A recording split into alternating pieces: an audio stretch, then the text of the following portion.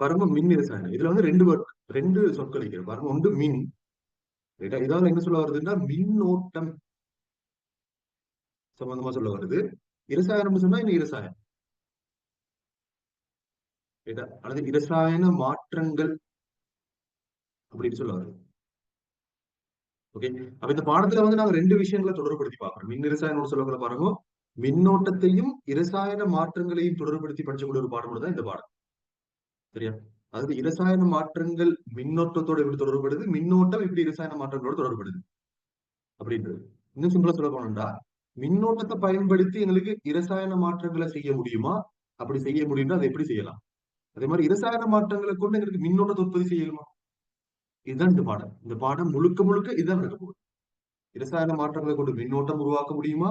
மின்னோட்டத்தை பயன்படுத்தி இரசாயன மாற்றங்களை உண்டாக்க முடியுமா? அந்த மின்னோட்டத்தையும் இரசாயன மாற்றங்களையும் தொடர்படுத்தக்கூடிய ஒரு பாடம் தான் இந்த பாடம். சரியா? அப்ப அதுல வந்து நீங்க சில அடிப்படை விஷயங்கள் தெரிஞ்சுக்கணும். அடிப்படை விஷயங்கள் தெரிஞ்சுக்கணும். முதலாவது என்னென்றால், இல்ல நீங்க இந்த இதை போட்டு கொடுறேன். நீங்க எனக்கு அந்த இடத்துல வந்து கொஞ்சம் கேஸ் ஓட்டு கேட்குது எனக்கு. மின் இரசாயன தலை போட்டிக்கிறீங்க தானே? அத தலைப்பை வந்து இது திரும்பவும் மின் இரசாயனம் எழுதி,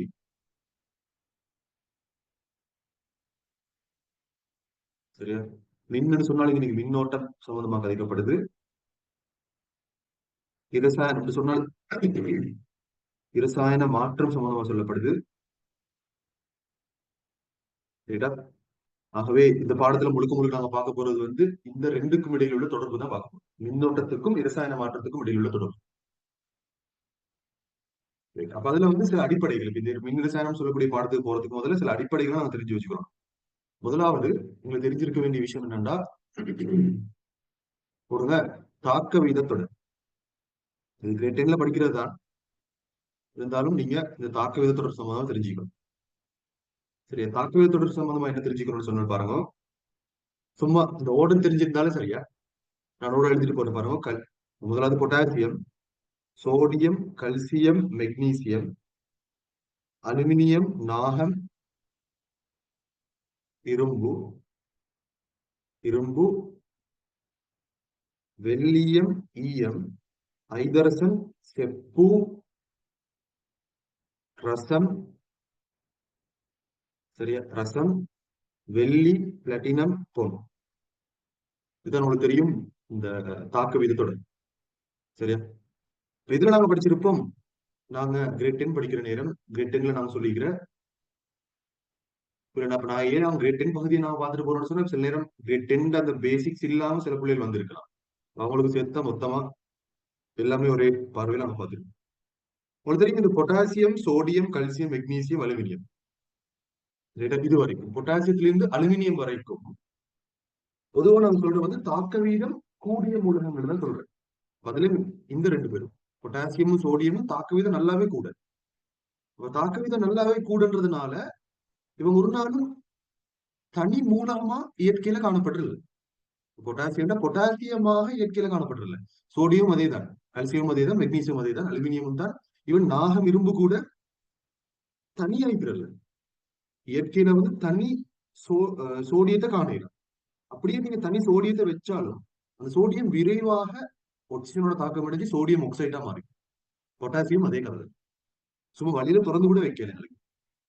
அதனால இயற்கையில ஒரு நாள் இவங்க வந்து தனி மூலகமா ஈக்கறல்ல. இவங்க நீக்கிற வந்து சேர்வைகளாக தான் நிக்கிறேன். கேட்டா அதே மாதிரி இன்னொரு விதமா சொல்ல போனோம்னா இவங்க இருக்கிறது வந்து உப்புக்கள் ஆகிக்கிற. உப்புக்கள் ஆகிக்கிறேன் எப்படின்னா, இப்ப பொட்டாசியத்தை பொறுத்தவரையில பொட்டாசியம் பாருங்க உப்புக்கள் ஆகிக்கிறேன்னு தெரியுமா? ஒன்று குளோரினோட சேர்ந்து குளோரைட் ஆகிறது, சல்பேட்டோட சேர்ந்து சல்பேட் ஆகிறது, கார்பனேட்டோட சேர்ந்து கார்பனேட் ஆகிறது, பொட்டாசியம் கார்பனேட். சரியா? அப்படி இல்லைன்னா நைட்ரேட், அதோட சேர்ந்து நைட்ரேட் ஆகிறது. இதெல்லாம் நாங்க சொல்ற வந்து என்னன்னா பொட்டாசியத்தின் உப்புக்கள் அப்படின்னு சொல்றேன். சரியா? ஒரு ஒரு ஒரு உலோகம், சரியா? ஒரு உலோகம் குளோரைட்டோடயோ சல்பேட்டோடயோ கார்பனேட்டோடயோ நைட்ரேட்டோடயோ வந்தேன்னு சொன்னா, சேர்ந்து வந்தேன்னு சொன்னால் அந்த சேர்வைகளை சொல்ற அந்த உலோகத்துல உப்புக்கள் சொல்லி potassium chloride, potassium sulphate, potassium carbonate, potassium nitrate. இதுல வந்து பொட்டாசியத்தின் உப்புக்கள். சரியா? நான் என்ன போட்டிருக்கேன் இன்னைக்கு?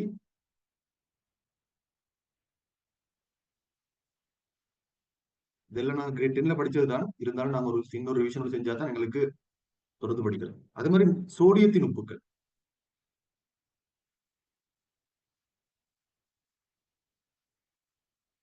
சோடியத்தின் உப்புக்கள் சொன்னா இது பாருங்க, சோடியம் குளோரினோட சேர்ந்தா சோடியம் குளோரைட்.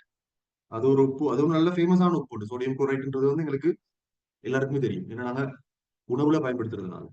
அதே மாதிரி சோடியம் சல்பேட்டோட சேர்ந்தா சோடியம் சல்பேட், கார்பனேட்டோட சேர்ந்தா சோடியம் கார்பனேட், நைட்ரேட் சேர்ந்தா சோடியம் நைட்ரேட். அப்ப sodium chloride, sodium sulphate, sodium carbonate, nitrate இதெல்லாம் வந்து சோடியத்தின் உப்புக்கள்.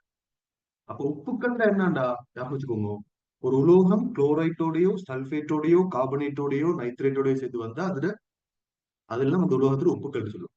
இப்ப பொட்டாசியம் குளோரைட்டோட வரக்குள்ள பொட்டாசியம் குளோரைட், சல்பேட்டோட வந்தா பொட்டாசியம் சல்பேட், கார்பனேட்டோட வந்தா பொட்டாசியம் கார்பனேட், நைட்ரேட்டோட வந்தா பொட்டாசியம் நைட்ரேட். அப்ப இதெல்லாம் பொட்டாசியத்தின் உப்புக்கள். அதே சோடியத்துக்கு அப்படி வந்தா அதெல்லாம் சோடியத்தின் உப்புக்கள். கல்சியத்துக்கு வந்தா கல்சியத்தின் உப்புக்கள். இப்போ calcium carbonate, calcium chloride, calcium sulphate, calcium nitrate இதெல்லாம் கல்சியத்தின் உப்புக்கள். சரியா? அப்ப இவங்க எல்லாமே கிட்டத்தட்ட உண்மையிலே இரும்பு வரைக்குமே வந்து இவங்க தனியா இயற்கையில இரும்பு வரைக்கும் போக தேவை, நாங்க அலுமினியம் வரைக்கும் வருமே. பொட்டாசியத்திலிருந்து அலுமினியம் வரைக்கும் இவங்க ஒரு நாளும் தனி மூலமா இருக்கிறதுல இவங்க எல்லாம் சேர்வைகளா இருக்கிறேன்னு சொல்லுவோம் மேலும், அப்படி இல்லைன்னா உப்புக்களா இருக்கிறேன்னு சொல்லுவோம் மேலும். இயற்கையில வந்து உப்புக்களா தான் நிக்கிறேன். சரியா? அப்ப இவங்கள அந்த சேர்வைகள் இருந்து, உதாரணமா பொட்டாசியம் குளோரைட் தானே, அது கடல்ல இருக்கக்கூடிய ஒரு உப்பு. அந்த உப்புல பொட்டாசியமும் குளோரினும் சேர்ந்து இருக்குது. அதுல இருந்து நாங்க பொட்டாசியத்தை பிரிச்சிருக்கோம். அப்படி இல்லைன்னா பாருங்க, சோடியம் குளோரைடு நல்ல ஃபேமஸான ஒரு உப்பு தான், எல்லாருக்கும் தெரியும். நாங்க இதுக்கு பேர் ஒன்று சொல்றோம், கரியுப்புன்னு சொல்லுவோம். கரியுப்பு. ரைட்டா? இதுல இருந்து நாங்க சோடியத்தை பிரிச்சிருக்கோம். இது எல்லாத்துக்கும் நாங்க ஒரு முறையை பயன்படுத்துவோம். ரைட்டா? இதுல இருந்து இது வரைக்கும் பொட்டாசியத்திலிருந்து அலுமினியம் வரைக்கும் நாங்க சேர்வைகள் இருந்து அந்த மூலகங்கள், பொட்டாசியத்துல சேர்வைகள் இருந்து பொட்டாசியத்தை பிரிச்செடுக்கிறதுக்கு, அது மாதிரி சோடிய சேர்வைகள் இருந்து சோடியத்தை பிரிச்செடுக்கிறதுக்கு சொல்லி இந்த முதல் எத்தனை முதல் 5 மூலகங்கள் தாக்கவே தொடர்ல இந்த முதல் 5 மூலகங்களை பிரித்தெடுப்பதற்காக நாங்க பயன்படுத்தக்கூடிய முறைக்கு நான் சொல்றேன் மின் பகுப்பு முறை.